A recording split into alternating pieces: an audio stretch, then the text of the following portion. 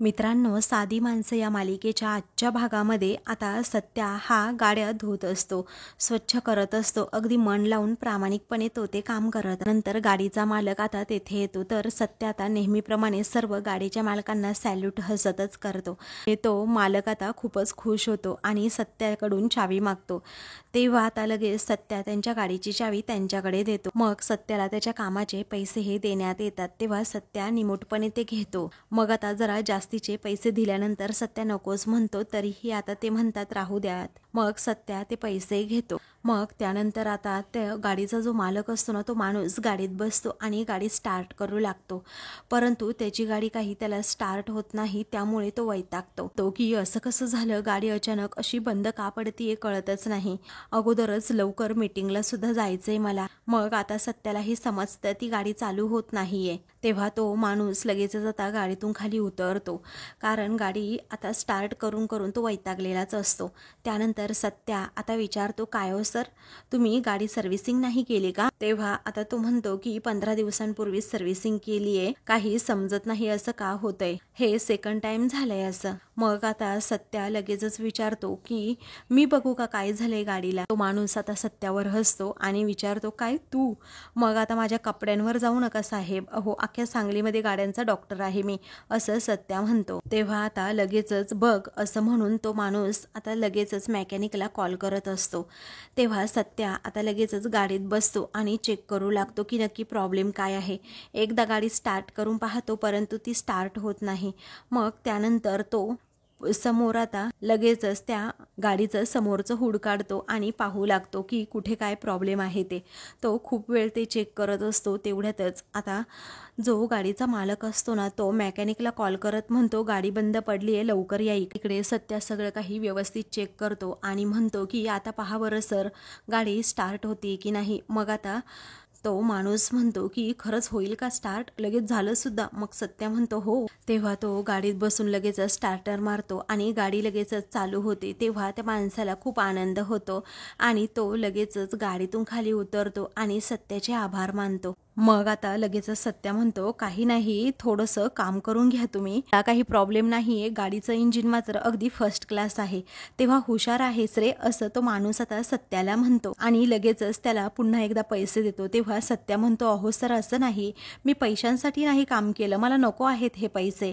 तेव्हा सत्याचा मोठेपणा त्या माणसाला समजतो आणि मग तो म्हणतो, कसं आहे ना रे, मी जर मेकॅनिककडे गेलो असतो ना, याच्यापेक्षा जास्त पैसे मला द्यावे लागले असते, आता ठेव हे तुझ्याकडेच. मग आता सत्या ते पैसे घेतो. त्यानंतर आता तो समोर पाहतो, तर तेथे आता लगेचच मीरा समोरून येताना त्याला दिसते. त्यामुळे तो खूपच घाबरतो. तेव्हा त्याला असं वाटतं की हिला समजलं की काय मी इथे काम करतो ते. आता जशी जशी मीरा पुढे येत असते ना, तसा तसा आता सत्या त्या गाडीच्या पाठीमागे लपून बसतो. मग आता मीरा हारांची पिशवीच घेऊन आलेली असते आणि नेमकं त्याच माणसाजवळ थांबत त्याला अगोदर हार देते. तेव्हा छान आहे हा हार, असं म्हणून आता तो माणूस गाडीत बसतो आणि लगेचच जायला निघतो. तर सत्या आता नेमका गाडीच्या पाठीमागे लपल्यामुळे आणि ती गाडी आता तिथून गेल्यामुळे सत्याला कुठे तोंड लपवावं ना मीरापासून तेच कळत नाही.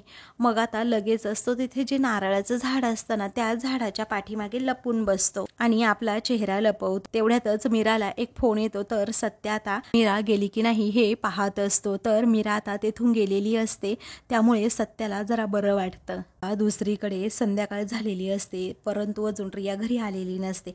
त्यामुळे शलाका आता ढवळेकरला म्हणते, वाजले किती बघ, अजूनही ही मुलगी घरी आली नाही, आता हद्द झाली हा या मुलीची, येऊ देच, आता तिच्याकडे बघतेच, मी चांगलं सुनावणार आहे तिला.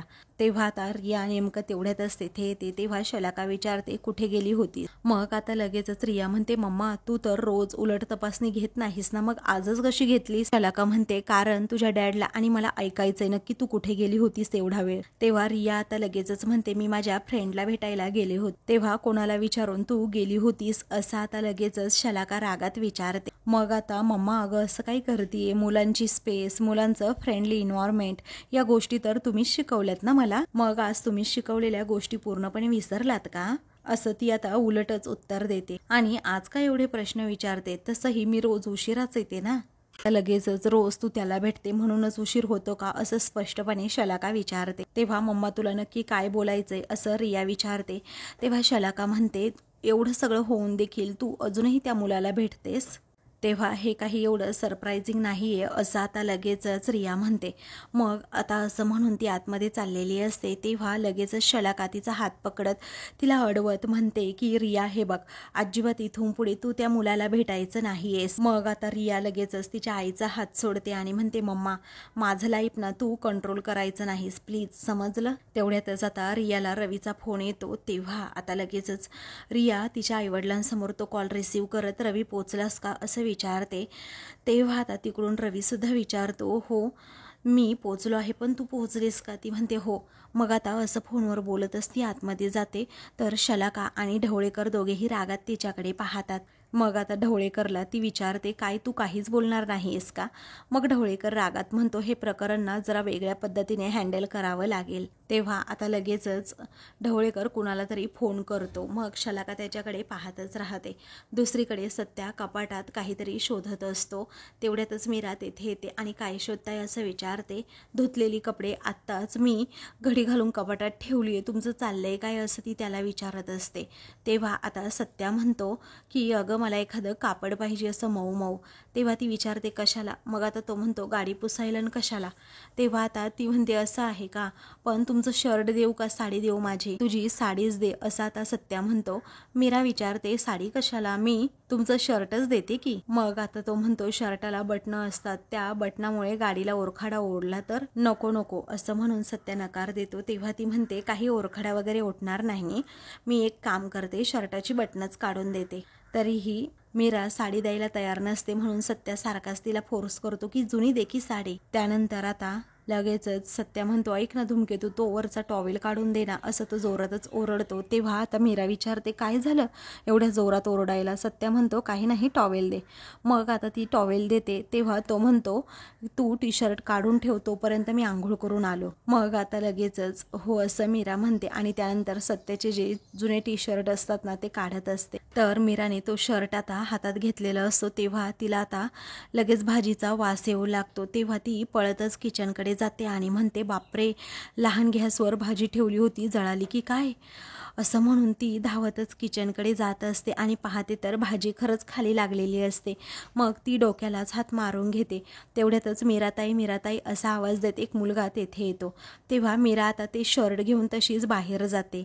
बाहेर गेल्यानंतर तो मुलगा म्हणतो लक्ष्मी काकूंनी ना फुले पाठवली आहेत हारांसाठी. मग आता मीरा ती फुलांची पिशवी घेते, परंतु आता तो शर्ट ती तेथेच बाहेर सोफ्यावर ठेवते. त्यामुळे तिच्या लक्षातच येत नाही की तो तेथे राहिलाय म्हणून. दुसरीकडे देविका आणि पंकज दोघेही रूममध्ये असतात. तेव्हा आता देविकाला निरोपाची कटकटच नको असते, कारण ती सारखी आता म्हणत असते की तुझ्या वडिलांना फोन कर आणि पैशांबद्दल काहीतरी बोल, कर्जसुद्धा फेडायचं आहे म्हणून. मग हा विषय टाळण्यासाठी देविका एक आयडिया करते आणि मनातच विचार करते की मी आज ना बाहेरच जेवायला जाते, म्हणजे कसं होईल ना, आई विषय तरी काढणार नाहीत. पंकज तेथेच पुस्तक वाचत बसलेला असतो. मग देविका बरोबर आयडिया करून आता पंकजला म्हणते की ऐक ना बेबी, आपल्याला आज बाहेर जेवायला जायचे रेस्टॉरंटमध्ये. माझी एक क्लायंट आहे ना, तिचं रेस्टॉरंट आहे, तिने आपल्याला इन्व्हाइट केले. तेव्हा तो विचारतो खरंच? अगं असं म्हणून तो खुश होतो, परंतु आता ही डिनरसाठी पैसे मागणार. या विचाराने आता पंकज स्वतःच म्हणतो की नको, जायलाच नको. तेव्हा तो आता म्हणतो कसं आहे ना, आपण आज जायलाच नको, नंतर बघूयात कधीतरी. तेव्हा ती म्हणते बेबी प्लीज जाऊयात ना रे, तू असा नेहमी नाही म्हणत असतो, किती दिवस झाले आपण बाहेर गेलो का जेवायला नाही ना, मग चल ना जाऊयात ना, असं ती फोर्स करू लागते. तेव्हा पंकज म्हणतो अगं पण मम्माला विचारावं लागेल. तेव्हा आता मम्माला कशाला विचारायचं आहे, आणि मी आत्ताच सांगते हां, आपण दोघांनीच जायचं आहे, किती दिवस झाले आपण दोघे असं गेलो नाही बाहेर. मग आता ती म्हणते अरे आपल्याला फुकट मिळणार आहे तिथे चायनीज वगैरे सगळं. तेव्हा आता पंकज म्हणतो काय खरंच? मग आता ती म्हणते हो, आता त्यांनी इन्व्हाइट केलं म्हटल्यावर ते पैसे घेतील का, नाही ना. मग आता ठीक आहे असं पंकज म्हणतो. तेव्हा लव यू बेबी असं म्हणून ती पंकजला मिठी मारते. तर पंकज मनात विचार करतो की आता मम्माला काहीतरी सांगावं लागेल, कारण घरात एवढं टेन्शन सुरू असताना तुम्ही बाहेर जेवायला कसं जाऊ शकता असं मम्मा विचारू शकते ना. इकडे सत्या आंघोळ करून आता रूममध्ये येतो आणि त्याला खोकला येत असतो.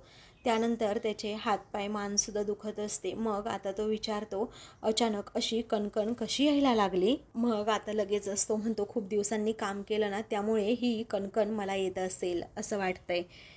तेवढ्यातच आता लगेचच मीरा तेथे येते आणि सगळं सत्याचं बोलणं ऐक. तर दुसरीकडे आता देविका ही पंकजला म्हणते, माझ्याकडून तुझ्यासाठी एक छान सरप्राईज आहे, फक्त तू डोळे बंद ठेवायचे हा, असं म्हणून ती त्याला डोळे बंद करायला सांगते.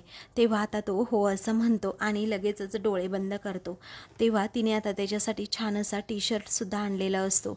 मग आता ती टी शर्ट हातात घेते आणि पंकजला देणारच असते. तेवढ्यातच तिच्या मैत्रिणीचा फोन येतो, सोनालीचा. म्हणून ती आता म्हणते, बेबी ऐक ना, तू अगोदर फ्रेश होऊन ये, मग तुला सरप्राईज दाखवते. तो म्हणतो, अगं पण दाखव ना एकदा तरी. ती म्हणते की अरे नंतर दाखवते, थांब 1 मिनिटात आली, तू जा बरं फ्रेश हो.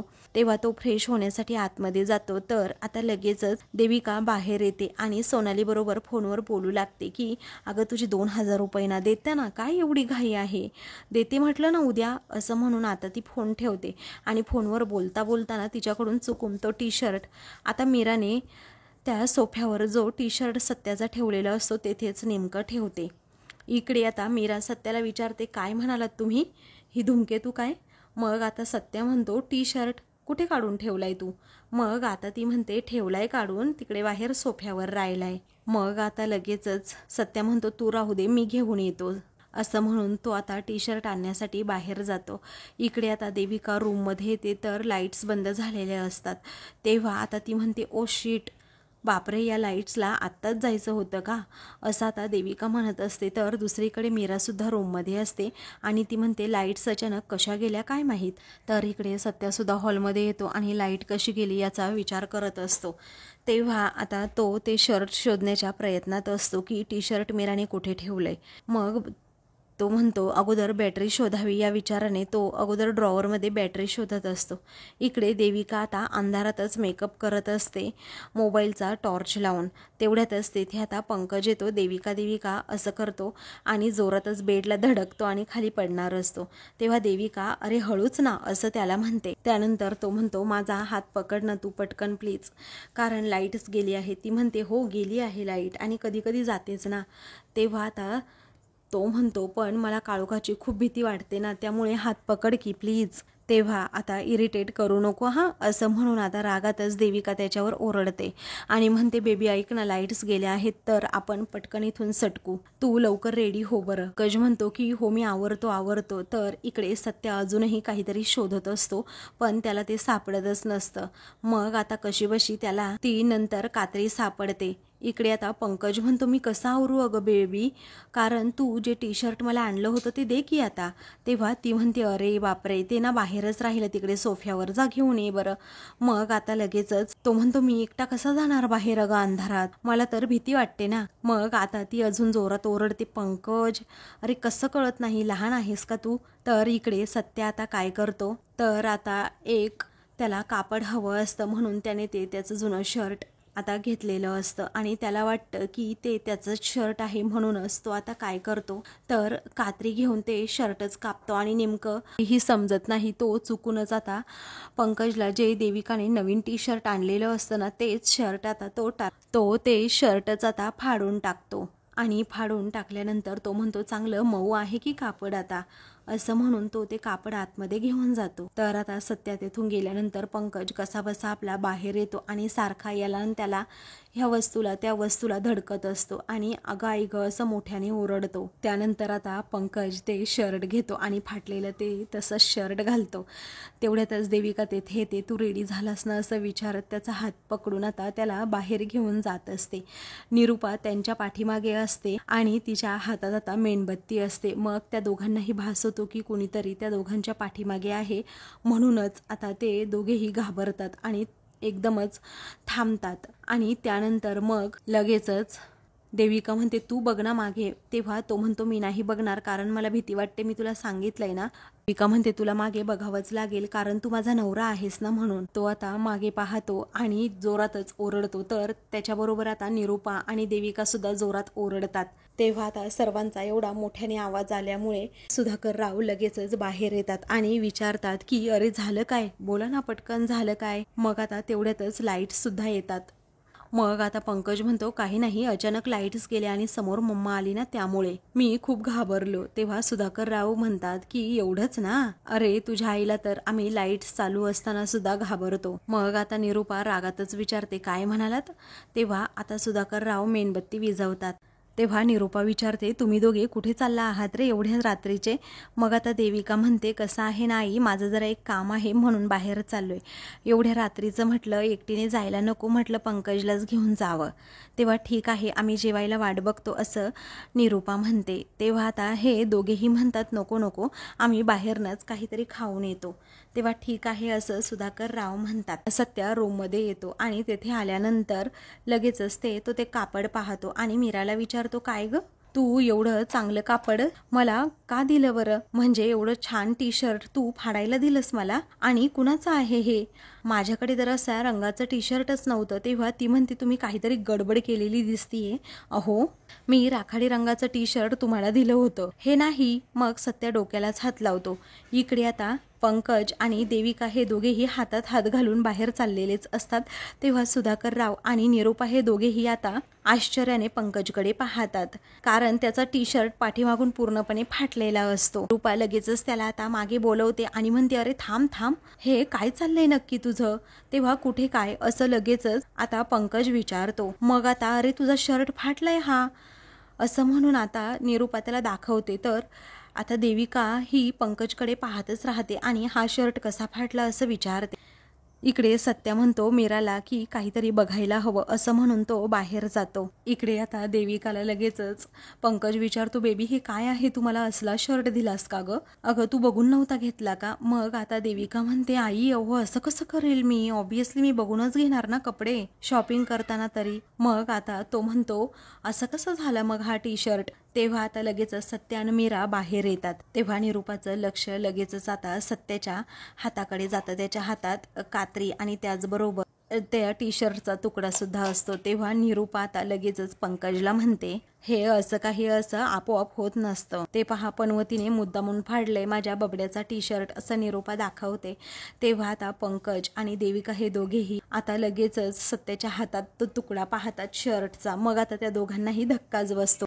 तेव्हा आता लगेचच देविका म्हणू लागते की हाच टी शर्ट होता तो आणि याने फाडून टाकला. मग आता लगेचच सत्या म्हणतो मी मुद्दाम कशाला फाडू, मी काय मुद्दाम हे करायला माझं डोकं नाही फिरलं. तेव्हा आता निरूपा विचारते फिरलं नाही ना, मग बबड्याचं टी शर्ट तू कापलंच कसं असं रागात निरूपा विचारते. तेव्हा सत्या हसतो आणि म्हणतो आपलं मी करा करा, अंधारात नाही दिसलं मला कोणतं टी शर्ट होतं ते. तेव्हा लगेचच आता निरूपा म्हणते काय ओ बघितलं का तुम्ही, आता समजलं असेल तुम्हाला की मी याला पनवती का म्हणते, ते बाहेर जाणार होते म्हणूनच मुद्दाम याने हा शर्ट कापला. तेव्हा सत्या म्हणतो तुझं काय डोकं फिरलंय का, अगं लाईट गेली होती आणि मी माझा टी शर्ट कापायला आलो होतो इथे, ते बघ तिथे तो पडलाय टी शर्ट, आता अंधारात तरी तुला दिसतं का ग, आता तुझा टी शर्ट त्या सोफ्यावर ठेवला, माझी काही चूक आहे का त्यात. तेव्हा अंधार होता तर मोबाईल बॅटरी मेणबत्ती काहीतरी घ्यायचं ना असं रागातच निरूपा म्हणते. अरे ही तुझी बायको हुशार हुशार म्हणून स्वतःला मिरवत असते ना, मग तिने सांगायला हवं होतं ना तुला. मग आता सत्या म्हणतो निरूपा मी जे काही बोलतो ते तुझ्या डोक्यात शिरतं की नाही, जर का याला बाहेर जायचं होतं तर हा टी शर्ट कुठे पाहिजे होता, एक तर त्याच्या खोलीमध्ये नाहीतर त्याच्या अंगावर पाहिजे होता, हा टी शर्ट इकडे कशासाठी ठेवला होता असं रागात असतो सुद्धा विचारतो.